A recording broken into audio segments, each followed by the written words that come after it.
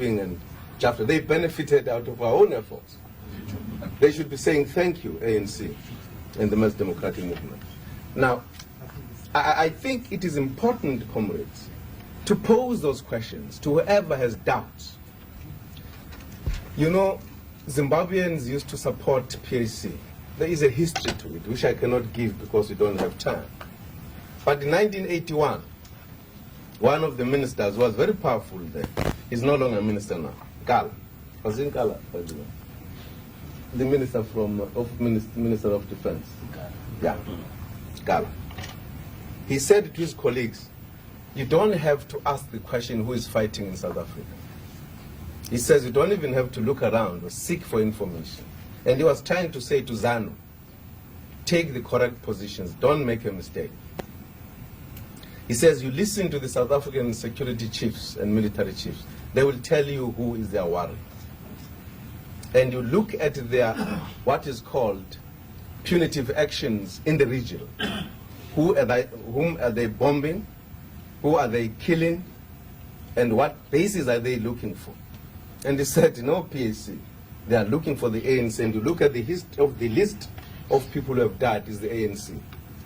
They are not, in fact, even worried about the PAC. Now, whether you talk about going for detention or imprisonment long-term or those on the death row, you look at every other thing. The evidence is there as to who has been struggling. I don't think some people have actually a right to say we are selling out. I think there's not even any reason for that to even enter into our mind and make us feel perhaps there is something not they are saying. They've got no right to comment about the struggle because they've been there, they've never fought it. All what you see from those quarters are the statements in the Sowetan, in the May. That's why they exist, in that paper, more than any other paper. There are attempts to promote it now and having some polls which we think are fictitious to say that, you know, there's increase in the PAC support. It has always been there. It's always a bigger problem. I think it is important, therefore, to look at our pillars as having made us to come to this point,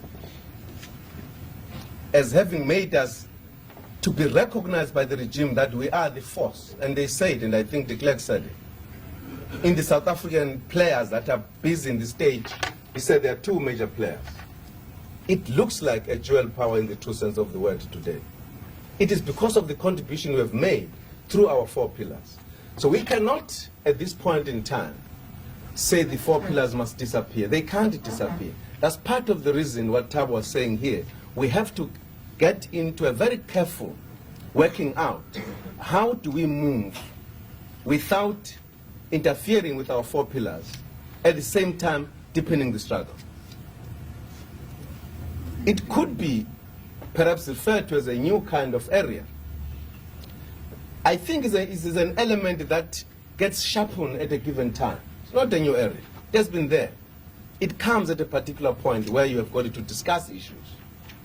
And I think our effort is to ensure that these fighters come to participate in this sharpened kind of area at this point in time with their all might. Be the armed struggle. We are not going to disband MK. I think when the Deputy President said we are going to take a hard look, I think that statement was made very guardedly. That we are not abandoning our armed struggle.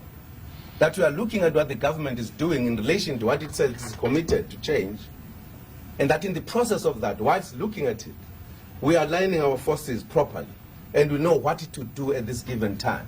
In other words, careful thinking. You know the history of the armed struggle. Nelson gave it to the delegation of the government yesterday. I'm making it the last point, the history of it, how the decision was taken.